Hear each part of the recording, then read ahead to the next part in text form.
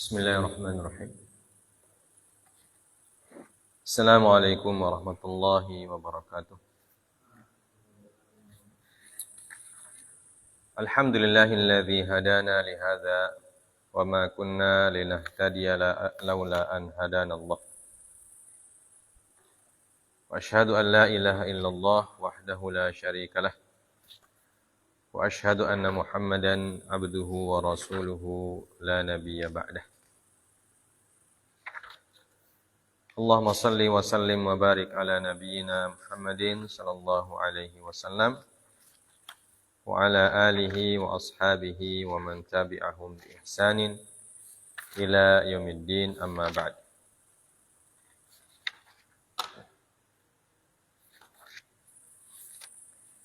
Pertama-tama marilah kita memanjatkan puja dan puji syukur kehadirat Allah Subhanahu wa taala atas segala limpahan karunia dan taufik yang serta hidayah yang masih diberikan kepada kita sekalian. Salawat dan salam kita sampaikan pula kepada Nabi kita yang kita cintai, Nabiullah Muhammad sallallahu alaihi wasallam, yang menjadi contoh dan teladan bagi kita semua dalam semua hal ya, dalam kehidupan kita ini. Begitu juga kita mengirimkan salam kepada para sahabat, keluarga Nabi, para handetolan dan keturunan beliau yang beriman, dan juga kepada seluruh kaum muslimin yang setia menjalankan syariat Nabi sallallahu alaihi wasallam. Kita lanjut tentang pelajaran kita tentang adab-adab. Nah. Faslun, berkata al-Imam An-Nawawi rahimahullahu taala, faslun fi adabil muta'allim. Ya. Fasal tentang adab-adab al-muta'allim. Apa artinya muta'allim? Orang yang belajar. Ya. Pekan lalu kita sudah sebutkan beberapa adab tentang al-mu'allim. Ya. Orang yang mengajar. Ya. Kita langsung ke adabul muta'allim.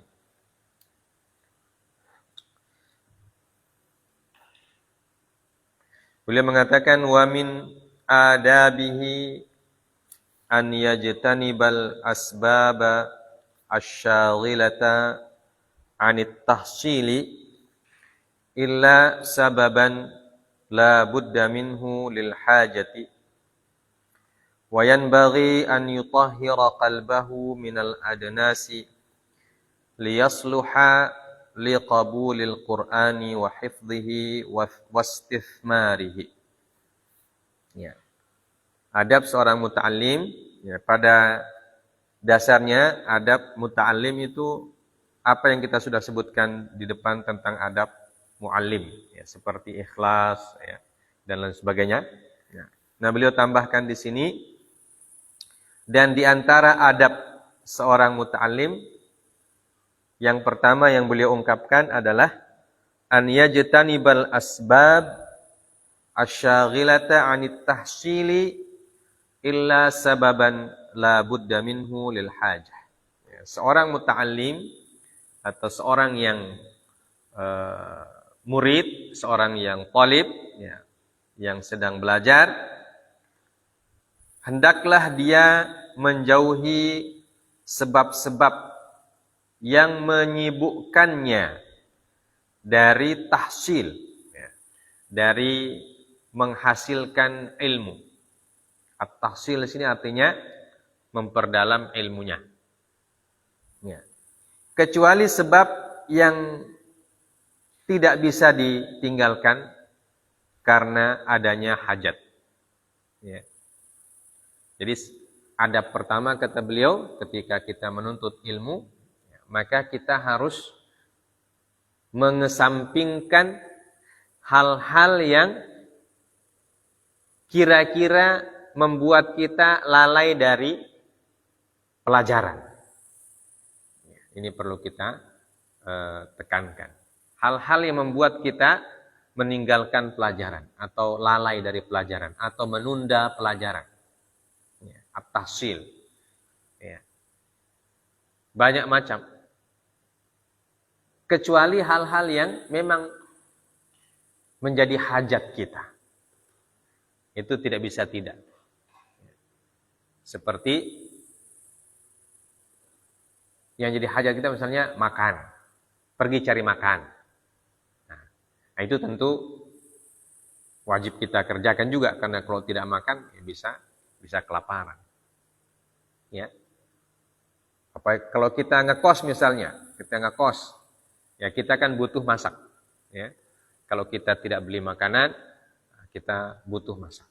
Ya. Dan masak itu bisa memakan waktu juga. Ya. Kalau kita masak kan tidak bisa hanya nasi saja. Ya. Harus ada lauknya. Ya kan?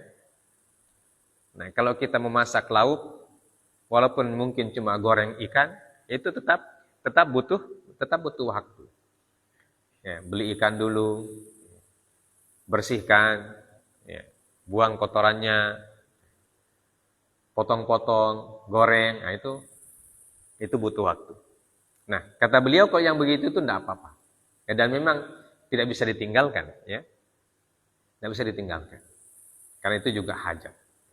Tapi hal-hal yang tidak berkenaan dengan hajat, yang bisa melalaikan kita dari pelajaran, seperti nonton game, nonton, membaca hal-hal yang tidak ada kaitannya dengan pelajaran dan lain sebagainya.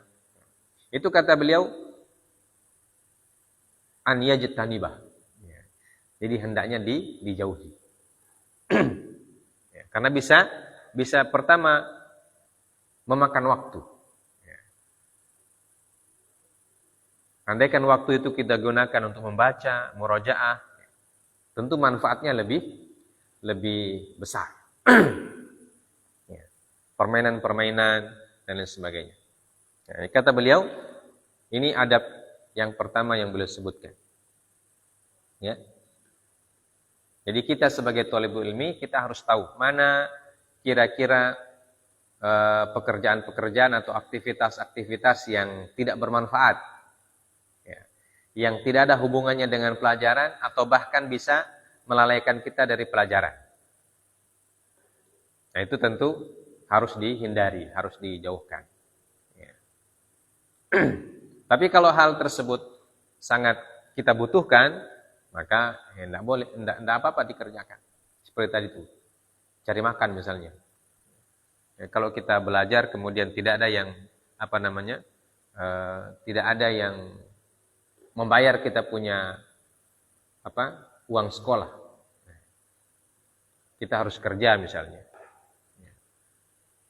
Maka apa boleh buat itu harus dikerjakan. Karena kalau tidak kerja tidak. Tapi harus kita tahu mana pekerjaan yang boleh kita kerjakan, mana yang tidak boleh. Ambil pekerjaan-pekerjaan yang kira-kira tidak membuat kita terlalu banyak menghabiskan waktu di situ. Karena kita sedang belajar. Ya. Kecuali kalau kita memang sudah jadi pekerja. Ya. Kalau jadi pekerja, maka kita harus banyak bekerja. Tapi ketika kita thalibul ilmi, ya seperti yang dicontohkan Imam Ahmad rahimahullah ta'ala yang kita sudah sebutkan. Ya. Beliau belajar di Imam Abdul Razak As-San'ani. Ya. Nah, untuk mencari makan, beliau tetap mencari makan. Ya. Tapi tidak membuat beliau melupakan kewajiban pokoknya. Mencari makan, mencari uang untuk makan, sekedar untuk bisa makan saja. Ya. Kalau sudah ada uang saku yang bisa digunakan untuk makan 2 hari, 3 hari, ya, atau seminggu, maka sudah. Ya. Kembali lagi belajar, fokus di pelajaran. Ya. Terus sampai situ, seperti itu. Artinya kita sebagai thalibul ilmi harus punya prioritas. Ya. Prioritas kita sebagai thalibul ilmi adalah belajar itu. Ya. Maka pekerjaan-pekerjaan yang lain yang bisa mendukung bisa kita kerjakan walaupun tidak menjadi fokus utama. Dan pekerjaan-pekerjaan atau kegiatan yang tidak mendukung pelajaran, maka harus ditinggalkan. Ya, jadi sebagai thalibul ilmi, prioritas utama kita adalah belajar. Ya. Apalagi kalau kita sudah difasilitasi oleh orang tua, ya, makanan sudah disediakan, pakaian sudah disediakan, ya, dan semuanya sudah ada, maka fokus kita paling utama adalah belajar saja. Ya. Tidak usah lagi pikirkan yang lain, karena kita sudah diberikan keluasan oleh Allah, ya, dengan rezeki yang diberikan kepada orang tua dan seterusnya. Ya. Tidak usah lagi fokus, tidak usah lagi kerjakan hal-hal yang tidak ada kaitannya dengan pelajaran. Ya. Kecuali kalau ada kaitannya dengan pelajaran, maka boleh. Jadi beliau mengajarkan kepada kita ini artinya kita harus punya harus berpikir mana yang paling utama dalam kegiatan kita sebagai thalibul ilmi dan mana yang tidak utama. Karena kegiatan itu kan ada yang paling utama, ada kegiatan yang tidak penting sama sekali. Ya. Jangan sampai kita mendahulukan kegiatan yang tidak penting, ya, yang tidak ada kaitannya dengan pelajaran dan pelajarannya tertinggal. Itu tidak boleh. Ya. Kemudian yang kedua kata beliau, وَيَنْبَغِي أَنْ يُطَهِّرَ قَلْبَهُ مِنَ الْأَدْنَاسِ لِيَصْلُحَ لِقَبُولِ الْقُرْآنِ وَحِفْظِهِ وَاسْتِثْمَارِهِ. Yang kedua, seharusnya seorang thalibul ilmi dia harus membersihkan hatinya dari kotoran-kotoran. Dari kotoran-kotoran hati. Ya. Agar hatinya itu soleh, pantas dan layak untuk menerima Al-Quran, menghafalkannya, dan istismar. Istismar ini artinya apa ya? Istismar. Kalau bahasa ekonomi artinya investasi. Ya. Kita menginvestasikan waktu kita untuk Al-Quran. Ya, ini maksudnya. Ya. Dan Al-Quran seperti yang kita sudah sering katakan, Al-Quran itu adalah wahyu Allah Subhanahu wa Ta'ala yang suci. Ya. Dan dia tidak akan mau bergabung atau bercampur dengan hal-hal yang kotor. Ya. Makanya, bagaimana caranya mensucikan hati kita? Banyak beristighfar. Banyak beristighfar, banyak istighfar kepada Allah. Minta ampun kepada Allah Subhanahu wa Ta'ala. Ya. Sebelum kita mengaji atau setelah kita mengaji, ya, banyak beristighfar kepada Allah. Banyak memohon kepada Allah supaya Allah membersihkan hati kita. Ya. Karena ini adalah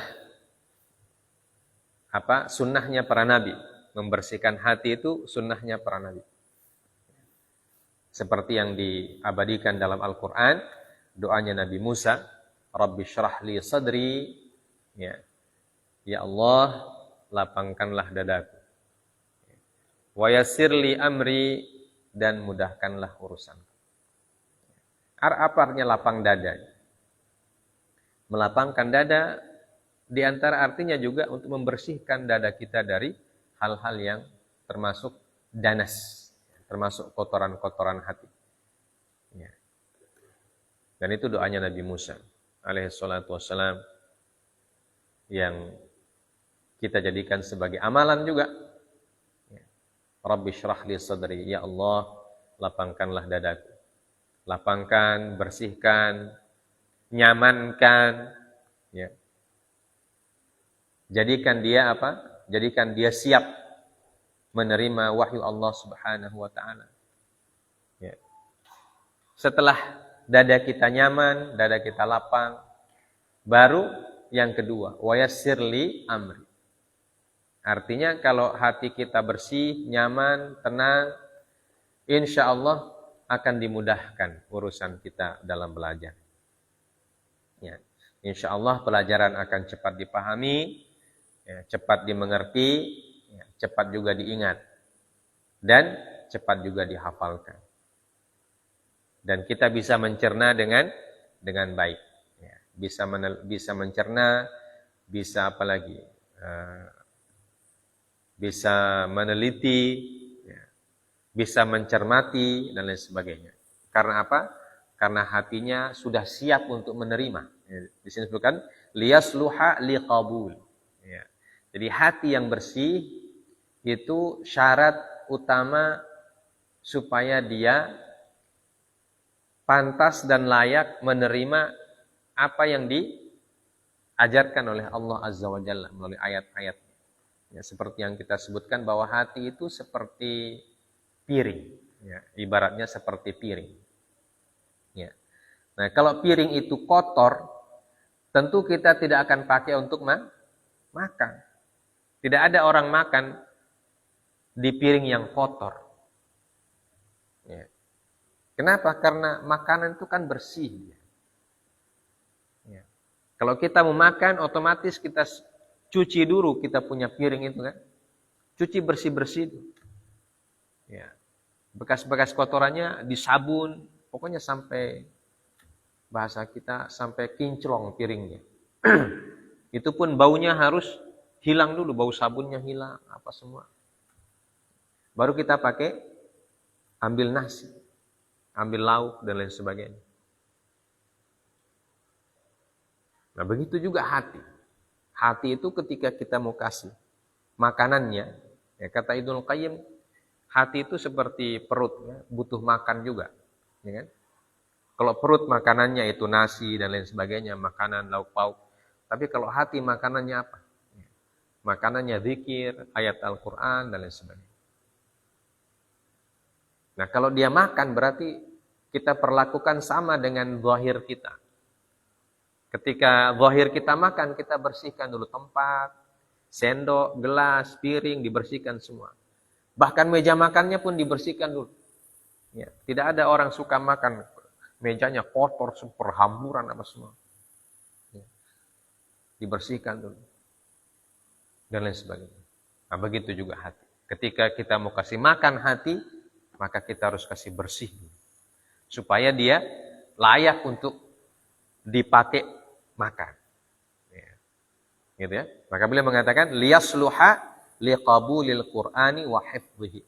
Ya. Supaya hati itu pantas, cocok, layak untuk menerima Al-Quran dan bisa menghafalkannya. Jadi kalau orang ingin menghafalkan Al-Quran, maka hatinya harus bersih. Ya. Artinya dia harus fokus ke Al-Quran itu. Ya. Makanya orang yang mau menghafal Quran, ya, dia tidak boleh punya pikiran yang bercabang-cabang. Makanya itu anak-anak lebih cepat hafal Quran daripada orang tua. Ya. Karena orang tua itu sudah banyak pikirannya. Ya. Apalagi kalau dia sudah berkeluarga. Banyak bercabang-cabang pikiran. Ya. Mencari nafkah. Apalagi kalau keluarga sakit dan lain sebagainya. Ya. Pikirannya akan bercabang-cabang. Nah, ketika dia mau menghafal Quran itu lebih sulit. Ya, daripada usia-usia kalian. Ya.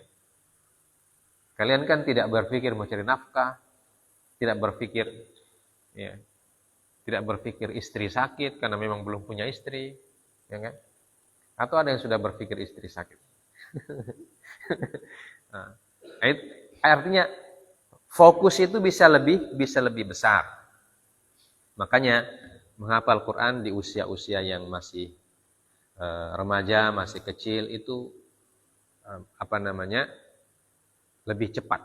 Ya. Begitu juga belajar yang lain, ya, sama. Ya. Makanya pada saat usia kita masih seperti sekarang, fokus belajar. Ya. Gunakan waktu sebaik-baiknya untuk belajar. Nanti pada waktunya kita tidak sempat lagi belajar. Bahkan kalau kita mau belajar, sudah tidak ada lagi waktu. Ya. Nah, disitulah penyesalan akan muncul. Ya. Makanya jangan sampai menyesal di kemudian hari. Nah, kita manfaatkan waktu kita sekarang sebaik-baiknya. Baca apa yang bisa dibaca. Ya. tulis apa yang bisa ditulis. Pokoknya baca, tulis, hafal, cermati, cerna, ya, telusuri, ya, dan seterusnya. Itu pekerjaan. Pada saat kita menjadi talibul ilmi. Ya. Nanti ketika kita sudah sampai di titik tertentu, kita mau membaca sudah tidak bisa. Mau menulis sudah tidak sempat. Ya. Mau meneliti apalagi. Ya. Kita sudah sibuk dengan hal-hal yang lain yang tidak berkaitan dengan ilmu pengetahuan. Ya. Apalagi kalau kita sudah jadi pedagang, pengusaha. Ya. Yang ada di otak kita itu cuma bagaimana, di mana cari barang yang murah. Ya. Di mana tempat jualan yang mahal. Ya kan? Di mana pasar yang banyak dia punya pembeli. Nah itu saja yang dipikirin. Kalau sudah jadi pengusaha. Barang apa yang baru. Dan seterusnya. Tidak ada lagi kesempatan untuk belajar. Maka ketika kita menjadi talibul ilmi. Kata beliau. Kita fokuskan hati kita. Jiwa raga kita. Ya, untuk ilmu itu. Ya, supaya kita mendapatkan berkah ilmu yang banyak. Faqad sahha Rasulullah sallallahu alaihi wasallam annahu qala ala inna fil jasadi mudghatan idza salahat salahal jasadu kulluh wa idza fasadat fasadal jasadu kulluh ala wahyal qalb. Dan sungguh telah sahih dari Nabi sallallahu alaihi wasallam beliau bersabda, ketahuilah bahwa di dalam jasad atau di dalam tubuh ada segumpal daging. Yang apabila daging tersebut baik, maka baik seluruh tubuhnya. Dan apabila daging itu jelek atau rusak, maka rusaklah seluruh tubuh. Dan ketahuilah bahwa daging itu, segumpal daging itu adalah al-qalbu. Jadi qalbu kita. Ya, qalbu kita. Ya, qalbu batin. Ya, qalbu batin. Ya. Ini harus dibersihkan seperti yang disebutkan oleh beliau tadi. Wa qad ahsana al-qailu biqaulihi yatibul qalbu lil ilmi kama tatibul ardu liz-zira'ah. Dan seorang yang mengatakan wa qad ahsana al-qail. Al-qail di sini artinya seperti peribahasa, ya. Seorang peribahasa atau seorang ahli bahasa telah memberikan pernyataan yang sangat bagus. Apa pernyataannya? Yatibul qalbu lil ilmi kama tatibul ardu liz-zira'ah. Ya. Hati itu cocok untuk ilmu, baik untuk ilmu, ya, sebagaimana bumi, bagian dari bumi ketika dia bagus untuk tempat menanam. Artinya apa? Kalau kita mau menanam, kita kasih subur dulu dia punya tanah. Kita bersihkan dulu, kita pupuk dulu. Ya. Dirancang dia punya pengairan, ya kan? Dan lain sebagainya. Dipersiapkan dia punya obat-obatan dan seterusnya. Ya. Itu kalau kita mau menanam yang profesional. Ya. Kecuali kalau sekedar menanam, simpan saja begitu. Baru tawakal ala Allah. Mau berbuah atau tidak terserah. Tapi kalau orang mau menanam dan dia ingin hasil yang bagus dari tanamannya itu, dia tidak boleh seperti itu. Ya. Maka dia harus rawat baik-baik dulu dia punya tanah. Kalau tanahnya tandus, bagaimana caranya supaya tanah itu jadi subur? Dikasih kompos kah, dikasih pupuk kandang kah, ya. Dikasih pupuk organik kah, pupuk non-organik kah, pokoknya sampai subur. Ya. Baru ditanami. Ya. Baru ditanami.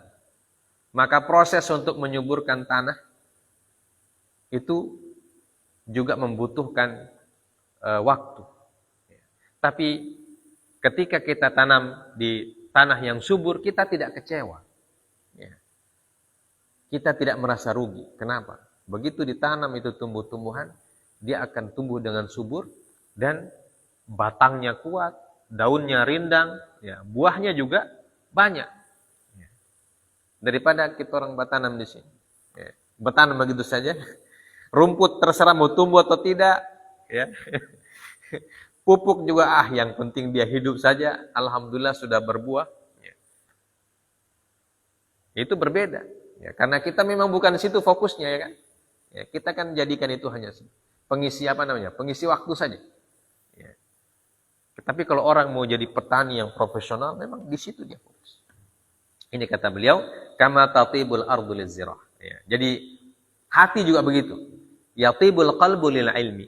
Ya. Bagaimana hati itu baik untuk ilmu, maka dia harus dipersiapkan itu hati. Ya. Dipersiapkan sebaik-baiknya. Seperti yang beliau bilang tadi, bahwa caranya adalah tathhirul qalbu minal adnas. Ya. Membersihkan hati, membersihkan kalbu dari semua jenis kotoran-kotoran yang bisa hinggap kepada kalbu itu. Ya. Mulai dari malas, enggan, bosan, ya, merasa bisa, ya, terlalu pede, ya, merasa cepat bisa, akhirnya macam-macam lah. Dan lain sebagainya. Maka itu harus dibersihkan dulu. Ya. Wa yanbaghi an yatawadha'a li mu'allimihi wa yata'addaba ma'ahu wa in kana asghara minhu sinnan wa aqalla syuhratan wa nasaban wa salahan wa ghaira dhalik. Wa yatawadha'a lil ilmi fa bi tawadhu'ihi lil ilmi yudrikuhu. Wa qad qalu nadhaman al-ilmu harbun lil fatal muta'ali kasaili harbun lil makanil ali. Dan harus seorang talibul ilmi untuk tawadhu, merendahkan diri kepada muallimnya, ya, kepada gurunya. Ya. Dan harus menunjukkan adab kepada guru tersebut. Jadi siapapun yang mengajari kita ilmu, kita harus tawadhu, ya. Tidak menyombongkan diri di hadapannya. Ya. Kita harus hormat, ya. Kita harus menghargai, menghormati, dan memuliakannya. Wa in kana asghara minhu sinnan, walaupun usianya lebih rendah, lebih kecil. Karena ketika kita belajar itu terkadang guru kita lebih muda, ya. Kita lebih tua. Bisa jadi, dan itu fakta. Ya. Banyak orang belajar, gurunya lebih mudah. Ya. Maka, siapapun gurunya, ya lebih muda atau lebih tua, atau sama-sama, sepantaran, seusia, maka kita harus menghargainya sebagai guru. Ya. Kita harus tawadhu. Ya. Begitu juga Rasulullah SAW. Rasulullah itu kan para sahabat, ada yang seusia dengan Rasulullah, ada yang lebih muda, ya. Ada yang lebih tua dari Rasulullah. Ya. Tapi mereka semua hormat kepada Nabi, memuliakan Nabi di atas orang lain. Ya. Banyak para sahabat yang lebih tua dari Nabi dari sisi usia. Abu Sufyan lebih tua dari Nabi. Hamzah bin Abdul Muttalib lebih tua dari Nabi, karena dia adalah pamannya. Ya. Tapi Hamzah radhiyallahu ta'ala anhu memperlakukan Nabi sebagai guru, ya, karena dia memang gurunya. Jadi tidak berani juga dia macam-macam, ya, dan dia taat kepada Rasulullah sallallahu alaihi wasallam. Ya, ini adab, ya. Wa in kana asghara minhu sinnan, walaupun usianya lebih muda. Wa aqalla syuhratan, ya, atau guru tersebut tidak dikenal. Kita sebagai murid lebih terkenal daripada guru. Nah, banyak itu. Banyak orang yang muridnya lebih terkenal daripada gurunya. Gurunya tidak dikenal orang. Mungkin gurunya tinggal di kampung, tidak tidak main sosmed, tidak dikenal orang. Nah, muridnya lebih dikenal. Apalagi sekarang. Banyak guru yang tidak terkenal.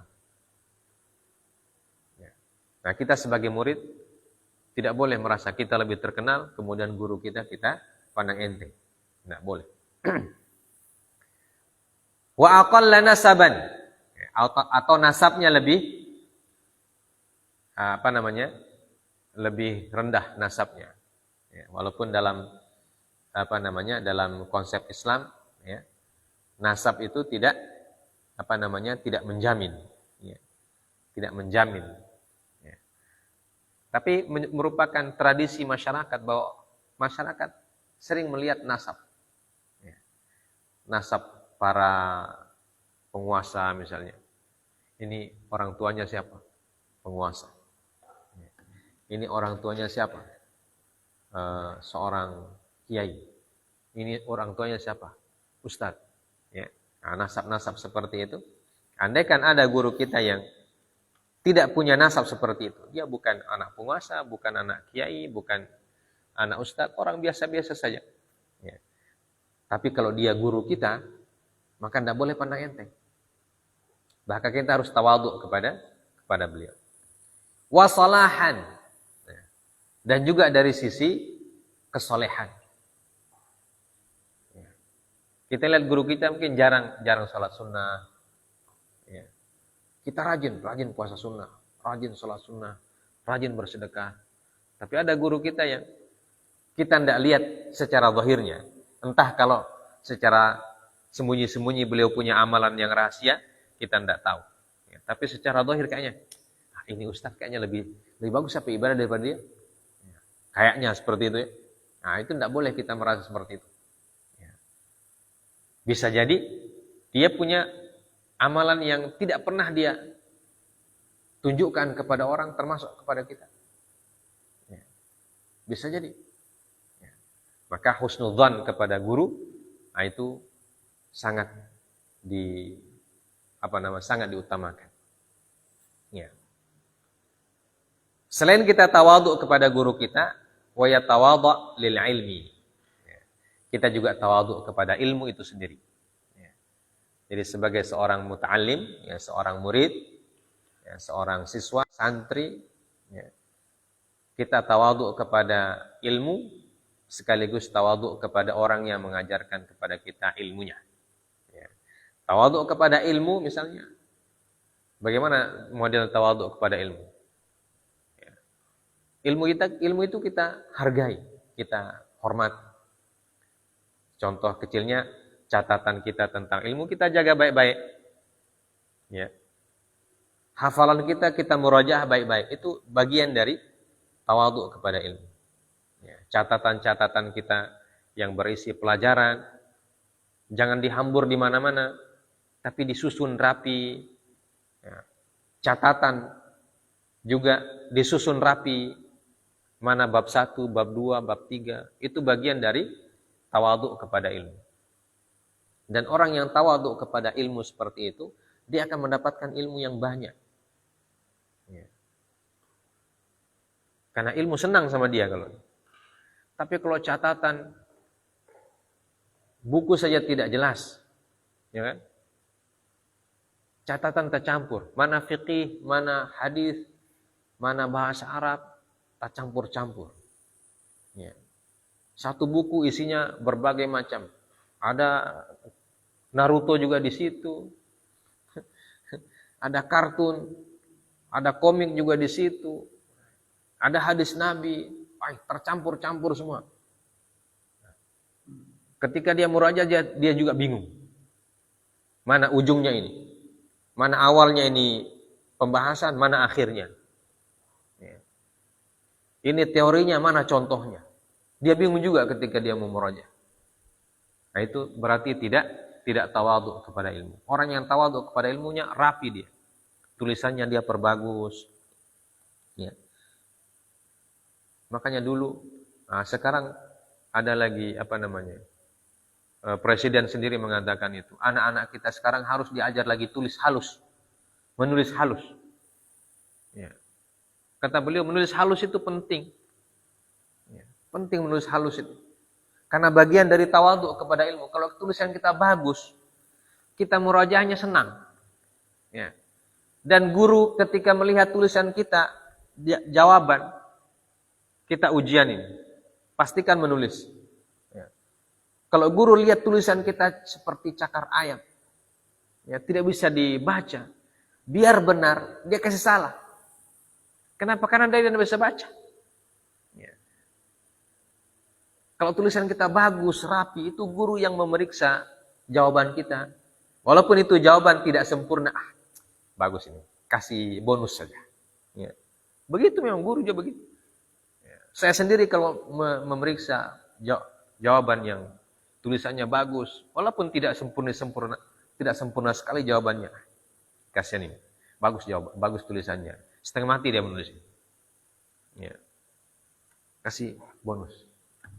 Nah kalau kita di Lipia itu, kalau kita ujian di Lipia dulu, nggak tahu sekarang, kita kan ujiannya pakai menulis tangan, tidak ada pakai komputer dan sebagainya. Itu sudah disebutkan oleh Ustadz di lembar soal itu. Ya. Wali jaudatil khat asyratu darajah. Li jaudatil khat. Untuk bagusnya tulisan dapat bonus 10 nilai. Ya. Jadi kalau kita ujian semester itu kan nilainya 60.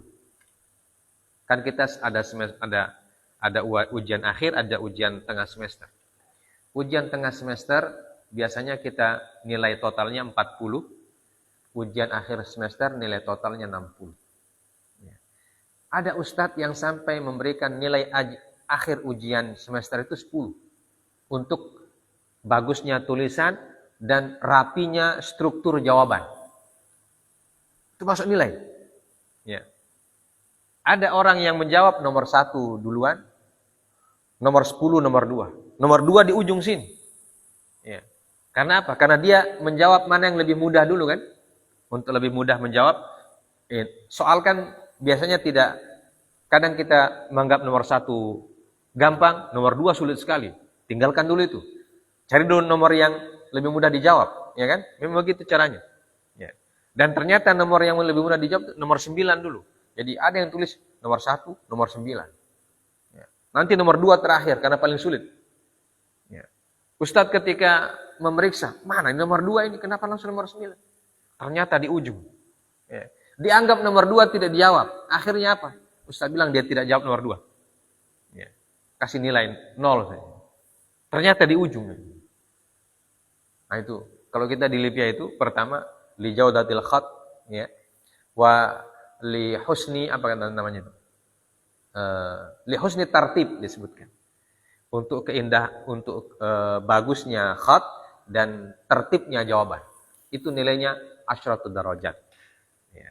Jadi kita ujian akhir itu nilai dari teori terkadang ya. Ada yang kasih 5 derajat, ada yang kasih 10, tergantung gurunya. Ya. Kalau 10 derajat atau 10 poin dari bagusnya tulisan dan bagusnya struktur jawaban, berarti untuk teorinya kita hanya 50, hanya 50 nilainya. Ya. Nah itu. Maka kalau bagus tulisannya, bagus juga dia punya nilai. Ya. Apalagi kalau anak-anak yang, kalau teman-teman itu kan ada yang punya jam'iyatul khat namanya. Mereka punya perkumpulan khusus untuk orang-orang yang khatnya bagus-bagus. Itu ada perkumpulannya itu. Nah itu rata-rata bagus-bagus tulisannya. Nah itu rata-rata bagus-bagus dia punya nilai. Ya. Karena ustadz ketika menilai itu senang sekali. Dari awal sampai akhir jelas dia punya tulisan. Ya. Dan yang tidak bagus nilainya kebanyakan yang hotnya tidak bagus juga. Ya. Kenapa? Karena ustadz nilai 10 itu dia tidak dapat. Ya kan? Andai kan dia benar semua. Ya. Andai kan dia benar semua. Tapi tulisannya cakar ayam. Otomatis nilai 10 tidak didapat. Ya. Tapi kalau dia benar semua, tulisannya bagus, ya sempurna, dapat 60. Ya. 60. Ya, banyak juga teman-teman itu yang begitu. Sudah pintar orangnya, bagus juga tulisannya. Nah, itu rata-rata yang Ranking 1, 2, 3 itu bagus-bagus tulisan. Ya. Selain otaknya cerdas, tulisannya bagus juga. Nah, ini yang dibilang tawadhu' lil ilmi di antaranya. Dan para ulama itu bagus-bagus tulisannya. Ya. Artinya bisa dibaca dengan baik dan benar. Ya. Tidak apa namanya? Tidak cakar ayam. Ya. Tidak satu besar, satu kecil, ya. Pokoknya macam-macam. Ya. Karena orang dulu, para ulama dulu, ketika mereka menulis kitab, itu tulisnya pakai tangan. Ya. Tidak dicetak macam kita sekarang, atau tidak diketik. Mereka tulis pakai tangan itu. Ya, tulis pakai tangan. Kemudian diberikan kepada nasikh. Ya, nasikh itu artinya orang yang menggandakan tulisan. Jadi kalau kita tulis kitab zaman dulu, kita tulis kitab dari awal sampai akhir tulisan kita, nah, kita berikan kepada nasikh untuk menggandakannya. Ya. Jadi mereka tulis ulang. Ada nasikh. Nasikh itu dia tugasnya menulis. Ya. Jadi ibarat percetakan dia, tapi pakai tangan. Ya. Makanya kalau tidak heran kalau tulisan buku-buku ulama kita dulu, beda nasikh, beda tulisannya. Ya. Beda nasikh, beda tulisannya. Makanya kalau kita sekarang teliti manuskrip, ya. Teliti manuskrip itu artinya kitab ulama zaman dulu yang masih dalam bentuk tulisan tangan itu. Ya. Terkadang orang meneliti manuskrip itu dia butuh beberapa manuskrip. Ya. Satu kitab tapi banyak sumbernya. Artinya banyak yang menggandakan itu kitab. Ya. Dan itu tulisannya beda-beda. Nah, itulah yang dikumpulkan. Ditahqiq namanya. Setelah dikumpulkan, ditahqiq. Ya. Terkadang tulisannya beda itu, terkadang juga apa namanya? Bukan cuma tulisannya beda. Ada yang tambah, ada yang kurang. Ya. Karena namanya penulisnya kan manusia biasa. Ya. Terkadang ada kalimat yang dilompat, ya. Atau ada kalimat yang ditambah dan seterusnya. Itu diteliti semua. Namanya manuskrip. Artinya para ulama kita dulu ketika mereka menulis ilmu, itu memang betul-betul mereka hargai sekali itu ilmu itu. Ya. Mereka tulis baik-baik dengan tulisan terbaik yang mereka miliki. Ya. Sehingga bisa dibaca. Bisa dijadikan sebagai warisan. Ya. Maka penting itu menulis bagus. Ya. Menulis bagus itu penting. Ya. Minimal ketika orang membaca orang tidak bingung. Mana ha, mana kha. Ya. Mana fa, mana qaf. Ya. Mana kaf, mana lam. Mana dal, mana lam. Ya. Nah, itu ada orang menulis dal seperti lam. Ya. Karena dia menulis dalnya di atas garis. Dan lamnya juga di atas garis. Jadi orang bilang ini lam atau dalin. Ya. Maka penting, lam itu bagaimana cara menulis? Kasih lewat dari garis. Ro mana, bagaimana ro? Mana ro, mana dal? Ya. Jangan tulis ro seperti dal. Ya, seperti nulis dal seperti ro. Itu akan salah baca. Ya. Makanya penting sekali belajar khat. Ya, belajar khat. Ya, khat bahasa Arab. Begitu juga khat Indonesia. Huruf Latin. Ya, apalagi sekarang orang menulis huruf Latin itu macam-macam. Ya. Ada orang menulis huruf Latin pakai angka. Ya.